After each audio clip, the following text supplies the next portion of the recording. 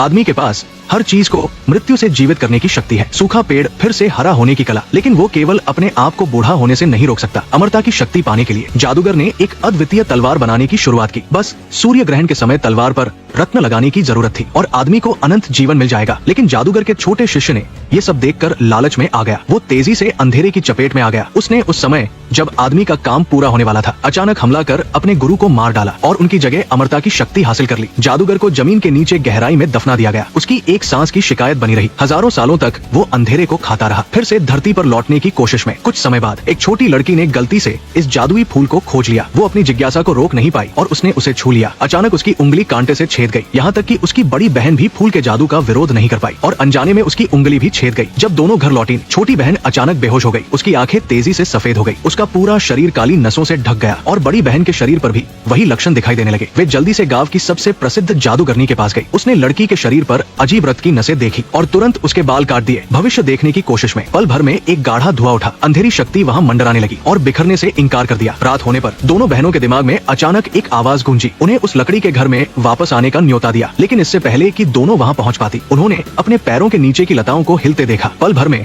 वे उन्हें कसकर बांधने लगी। अंधेरे में उस आवाज ने वादा किया कि उन्हें महान शक्ति दी जाएगी, लेकिन इसके लिए उन्हें जादुई तलवार वापस लानी होगी ताकि वह अपनी बेड़ियों को तोड़कर फिर से धरती पर लौट सके। दशकों तक बड़ी बहन चुपके से मौके की तलाश में रही। जब उसे पता चला कि आदमी ने तलवार को जगा दिया, उसने तुरंत उसके मोजे का उपयोग करके जादू से उसका पीछा किया। फिर जादुई भेड़िए पर सवार होकर वो तलवार छीनने के लिए पहुंची। हालांकि उसकी नानी को उसका ये रूप समझ नहीं आया, लेकिन वो उससे बात करने के मूड में नहीं थी। उसने एक झटके में सैनिकों के दिमाग को भ्रमित कर दिया और उन्हें जादुई सैनिकों में बदल दिया। फिर रानी ने हंगामे का फायदा उठाया, सीधे उल्लू बनकर घर में घुसी और तलवार छीनने की कोशिश की। लेकिन उसे नहीं पता था कि उसे एक लड़के ने फोन से मार गिराया। उसकी शक्ति पहले ही खत्म हो चुकी थी। विजयी हथियार के बिना स्थिति और भी मुश्किल हो गई। यहाँ तक कि शक्तिशाली जादूगर भी जादुई लताओं से बंध कर लड़ने की क्षमता खो बैठा। राजा ने संकट देखकर तलवार लड़के को सौंप दी और उन्हें पहले वहाँ से निकलने को कहा। फिर अकेले ही अंधे सैनिकों का सामना करने का फैसला किया। जादूगरनी सबको लेकर एक जंगल में भागी और फिर सीटी बजाने लगी। एक छोटी मुर्गी ने आदेश सुनकर तुरंत खड़े हो गई। सब लोग तेजी से भागे और नदी के किनारे मिले, लेकिन तब तक रानी अपनी सेना के साथ वहाँ पहुँच चुकी थी। सौभाग्य से आखिरी क्षण में